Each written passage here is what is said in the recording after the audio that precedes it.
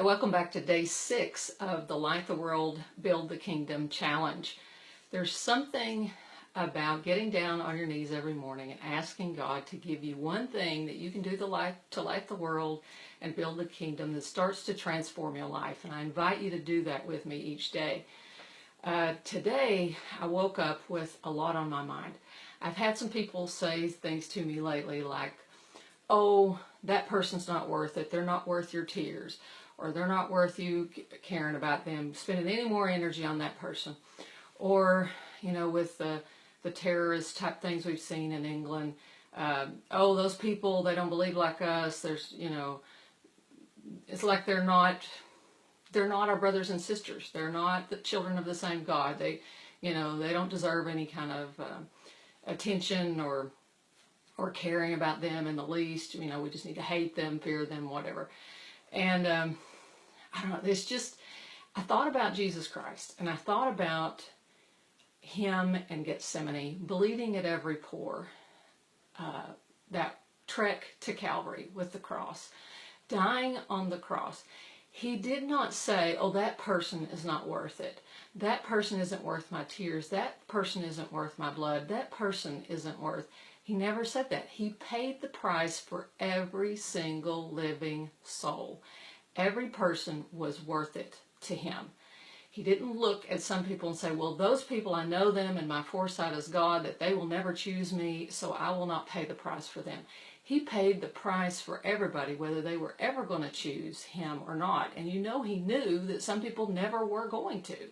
Yet that little package, that package of grace, that package of redemption is sitting there waiting for those people should they ever choose to take it. And how many of us would, I'm not going to spend the energy on that person. That person will never see that. That person will never wake up. That person's not worth. He never said that. He never once said that. And he paid a much greater price than we would for, just thinking about someone or reaching out to them. And I was thinking about that kind of love. If we as Christians had that kind of love and exhibited that, because perfect love casts out fear, we wouldn't be afraid of these people.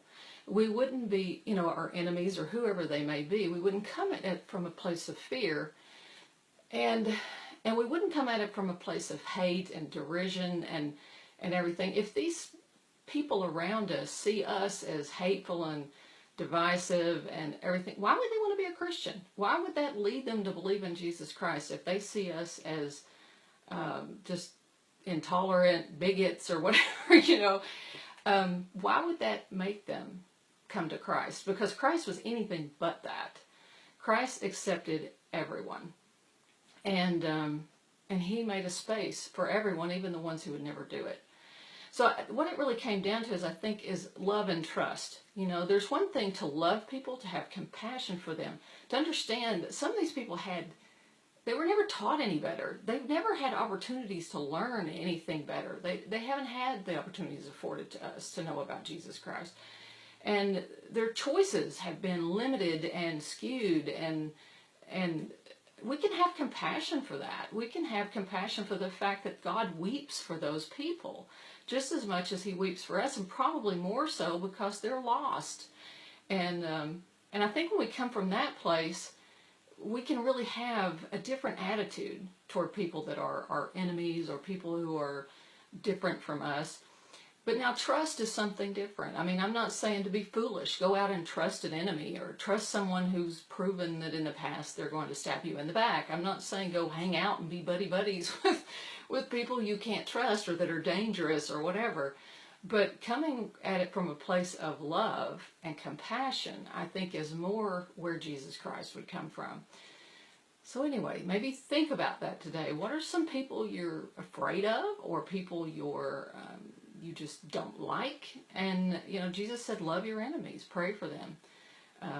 Pray for those who despitefully use you and persecute you.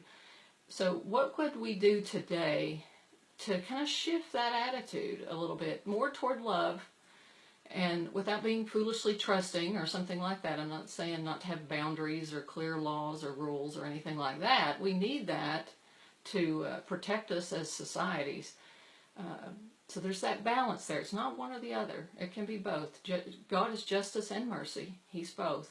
And we can be both too. I think we're mature enough that we can be that, especially with His help. So anyway, those are my thoughts for this morning. Y'all take care. It's good to see y'all. Stop by lighttheworldnow.com if you want. And I'm putting all our recordings up there if you missed a day. Hello, everybody. Hello, Ellen and Johnson and Melissa and Pat and Heidi and Dana. Good to see y'all. Y'all have a great day. Take care. Bye-bye.